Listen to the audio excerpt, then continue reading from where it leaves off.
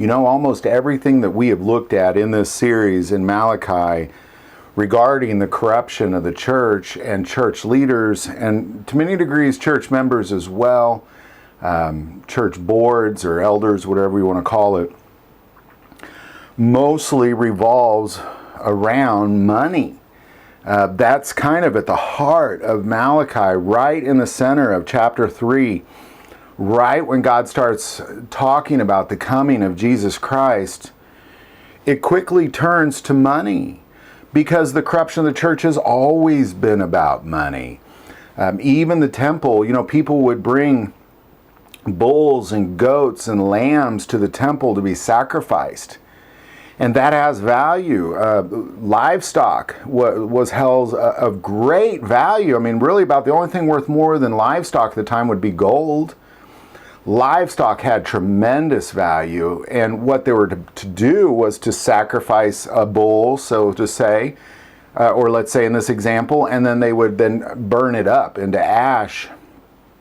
And that didn't make sense to a lot of the priests. Why would you get rid of such good meat? And then they would actually consume it, or they would sell it, and they were profiting off of this. Now, if you compare that to the church today, people put in their tithes and offerings, and then they lay that at the altar of God, and then they consume it. They put it in their bellies, or they profit off of it. It's really the same idea. It's the sacrifice, because money, giving away money is a sacrifice. And we all understand that. Some people are very, very compassionate, and they give a lot of money away. And some people, they don't give a dime away. And everything in between, but it's the act of giving away is the trust, because what it comes down to is it's about the money, because there's this fine balance between the people giving the money and the church receiving the money, because God's plan in all this isn't to make the pastors wealthy. It's not. That's not His plan in all this. Yes, He will bless them, as we're about to find out, if they're doing the right thing with the money, but that's not His plan. So it's the act of the people have to be trusting in God enough to be able to lay that money down and let go of it. And I don't mean throw $1 in the plate. I'm talking 10% is what I'm talking. We're talking about a tithe. 10% is what the Bible says. And then you have this other group of people, the leaders, who are then taking in that money. Now, what do they do with it? Well, almost every church I've seen, they put 85% of it in their pockets, and then a good chunk of it goes towards building buildings, buying lights, guitars, audio equipment, projectors, more comfortable seats, that kind of thing. So what you have is, you really have, in many cases, you have the people doing the right thing with their money, and you have the leaders robbing God. But to some degree, you often have the people robbing God, and the leaders doing the right thing with the money, but they have very little of it because the people are robbing God. So it's this fine balance. But how does God see all this? Because, you know, it's He's the one that said, bring all the tithes and offering into the storehouse. So if we look at Malachi 3, starting in verse 10, bring all the tithes into the storehouse, that there may be food in my house. And prove me now in this, says the Lord of hosts. Now, that's a significant statement. You can develop a life plan financially off of that statement. Bring all the tithes into my storehouse. Okay, what that says to me, I don't run a church. So what that says to me is that I need to bring all my tithes into the storehouse, and I need to somehow put them into the storehouse. Not so there's better guitars, not so there's better lighting, not so the pastors can get a break, not so any of that takes place. It's so there is food in His house. So my goal in giving a tithe is that it feeds people somehow, that somehow people are better off around the world because of what that group that I'm giving that money to is doing. Now let's continue on. Prove me now in this. Now that word is for test. Now Jesus said, don't tempt God. But it says specifically, this is the one place in the Bible where He says, test me in this. It's a promise. I shared this a few episodes ago, but that year I was laid off, I leaned on this. Like this one verse, I leaned on it. It was my hope, and it was what got me through. Because it's a test. You're testing God. Prove me in this. Test me in this. Test me. Says the Lord of hosts. Says God Almighty. God the Father. Test me in this. Well, what's the result of that? If I will not open up the windows of heaven and pour out for you such a blessing that there will not be room enough to receive it. That means like if I freely just say, you know what, hey, I made $100 this week. I'm going to take 10 of it. And I'm going to give it to this prison ministry, or I'm going to give it to this church because this church is feeding the homeless, or I'm going to give it to this church because this church is building homes for homeless veterans, or just whatever the case may be. If I'm doing that, then what God is telling me is that that's a test. Like I'm testing. All right, God, I did my part. You do your part. It's a test. Of course he's not going to fail that test. He's God. He never fails a test. Of course he's going to fulfill what he promises he's going to fulfill, which is that he'll open up the windows of heaven and pour out such a blessing that you can't even hold it all. It's too much of a blessing. It's a significant thing, but that's also to the churches as well. Because the church leaders, they're also under this test. We're being tested. It's about money. You have to see it that way. Because where our money goes is where our heart is, and God doesn't need the money. He could decreate the universe with a spoken word. He's got a cattle on 1,000 hills. He doesn't need your money. He doesn't need my money. He wants to test you because that's where your heart is, and in that test, there's food in his house, because that's what a good father's house looks like. A good father's house looks like it's filled with food for everybody that enters into that home. That's what a good father's house looks like. It doesn't look like $25,000 guitars with $2 million worth of audio equipments and lights, and pastors making $150,000, $250,000 a year. That's not what that looks like. That's not what a good father's house looks like. A good father's house looks like anybody can enter in, and there's plenty of food for them there. There's, you're naked, here's clothes. You're a widow, let me care for you. You're an orphan, let me care for you. That's what a good father's house looks like. It's everything that Jesus preached about, how we should be treating each other. And as a matter of fact, he even said, when the disciples asked him, what does Judgment Day look like? He said, just like we talked about last week, he'll separate the sheep from the goats. The goats will spend eternity in hell because why? Because he didn't know them. Because when he was hungry, they didn't feed him. When he was naked, they didn't clothe him. When he was a widow, they didn't take care of him. And then they'll say, well, when did all this happen? And he'll say, because when you didn't do it to the least of these, you didn't do it to me. It's an important piece of what God is all about on this earth. Corruption, lies, suffering, pain. It's all on the earth, and he knows that. And what does he do? He wants his house to be filled with food is what he wants. That's what he wants. And that's why it comes down to, it's really all about money. Obviously I'd be a super hypocrite if I said, well, you're cursed because you don't help the homeless. Well, what am I doing to help the homeless? I mean, that's a great question. It's about where your money goes. It's about where your money goes. If you want to enter into a person's pocketbook and somehow see a trail of where their money goes, you will see either they're helping their bellies or they're helping feed the hungry. There's not a lot of in between there. And, I know we can feed our bellies and feed the hungry too, because it's just 10%.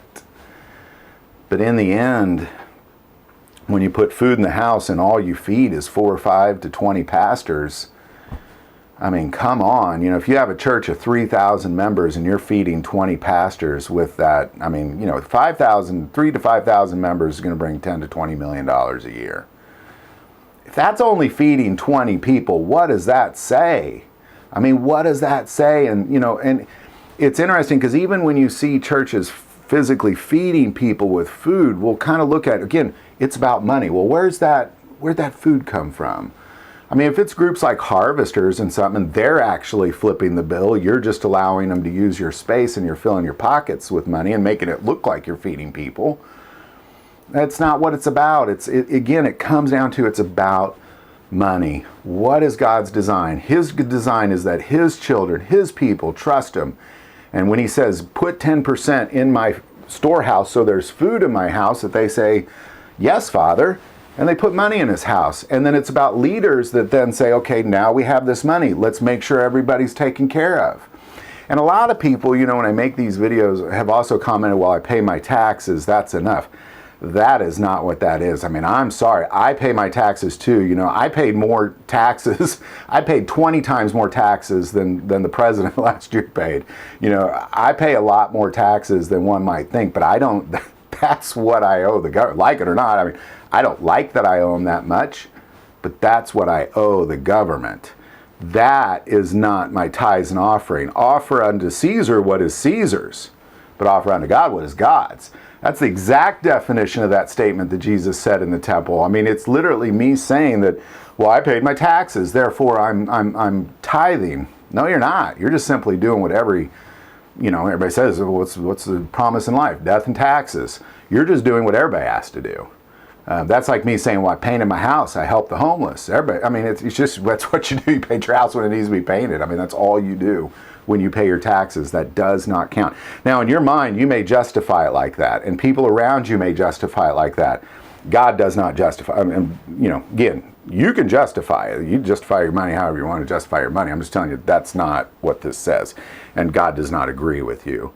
Nor does Scripture, and there's no point that God will say, well, okay, well, you've been tithing because you paid your taxes. That's not what that is. It is specifically giving to an institution that is of God, specifically, and somehow that then that money then makes it to the point where that house is a good father's house. You know, what does a good father's house look like? It's warm, it's welcoming, there's lots of food in there. You're always welcome. You can leave for a year, come back, your room's still there waiting for you.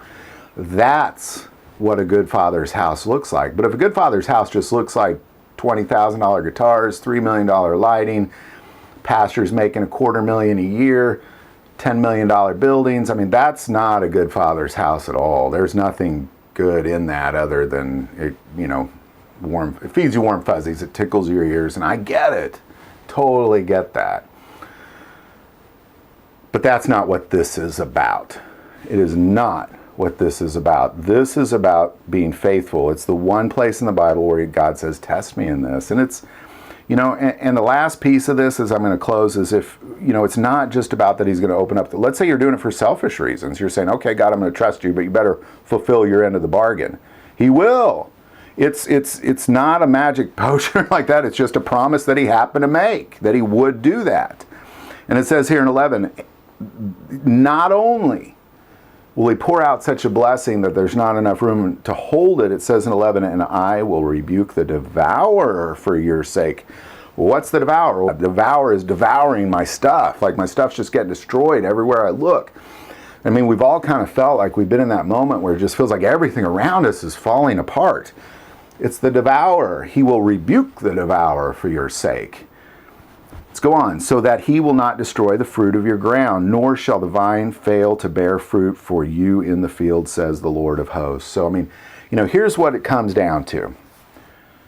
Your money is maybe the most important thing to you. And it's the most important thing to all of us. It's a big deal. It's money. I mean, everybody loves money. We want more of it. We don't want to give it away. I mean, it's money. We don't just throw it around. It's important to us. God knows that. So it's a trust. It's about saying, you know, do you trust me? Do you trust me? If you do, make sure there's food in my house. He's not asking you to make pastors rich or build bigger buildings or buy this particular musician a $20,000 guitar. That's not what he's asking you to do. He's asking you to feed hungry people. And it's very important. The church has gone way away from it. They just, again, I'm going to go back to it's the Sunday show, but what do we do? I mean, why is the building empty 6 days a week? Why are people not being fed on a daily basis? I mean, why are there so many hungry? How come you can go to a town like Warrensburg, Missouri, and there be so many homeless people. There are so many homeless people in that little town. I don't even know how many homeless people. I'm going to guess at least 100 in a little tiny town. But yet all those churches combined bring in hundreds of millions of dollars every single year. Some of the biggest churches I've ever seen are in that town.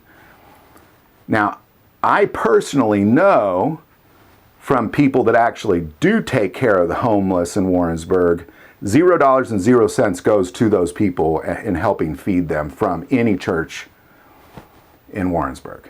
I know people that have gone out to churches, ringing doorbell, church to church. Hey, we're trying to feed the homeless. Can you help?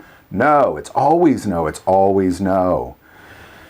It's not that I'm saying, because again, you don't know where my pocketbook goes, and I don't know where somebody else's pocketbook goes, but sometimes God does give you a little insight into where somebody's pocketbook goes. And what I see with the deep relationships that I've had with pastors and churches over the years, dozens and dozens of relationships, is that occasionally you will see this. You'll see somebody that's deeply concerned about caring for the people in the community that they reside in. But then there's others. They care about themselves. They want everybody to think they put on a good Sunday show. They want to shake everybody's hand. They want to be invited out to lunch afterwards. They want to be at the head of the table. And that's kind of all it's really about. And I'd say that's unfortunately where churches in America, again, not all, but as a whole have gone. It's sad. And it's definitely not what God had intended the church to be, and he clearly spells it out here, but it's filled with blessing. I mean, that's the thing, is that it doesn't his plan is filled with blessing. It's filled with promises of blessing. It's filled with this idea that, yes, you're afraid to give away the thing that you care so much about, like money, but that's why he says, well, test me. I'll tell you what, test me. Give it a test. Test it. If you've never tithed, test it. Give it a test. God will pass every time. I promise you, he's going to pass. Don't take my word for it. Take his word for it.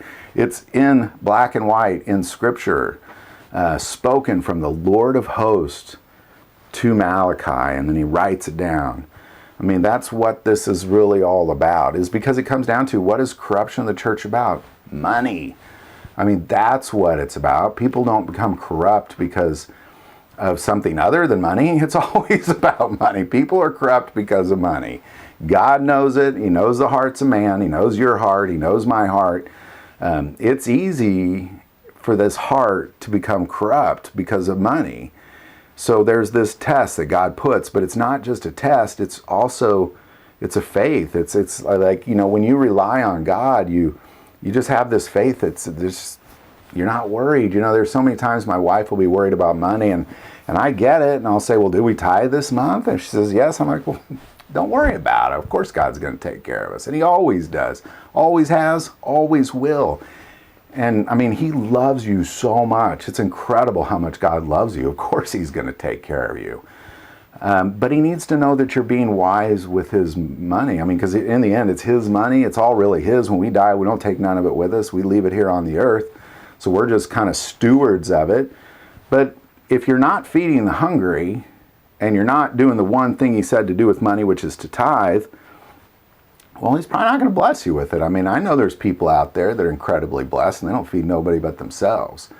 But that's just, then again, we just get back to the corruption thing, because the earth is not only filled with God's love, it's also filled with satanic evil. So we have, it's a battle. But in the end, it's about money. It's all about money. Where's corruption come from? Cash. If you like this video, click like and subscribe. If you feel called to support this channel on Patreon, that link is also below. But the most important part of this channel is we take prayer requests. Never hesitate to send that in. Thank you for watching this episode of God, Family, and Guns. And as always, love God, love your family, and love guns.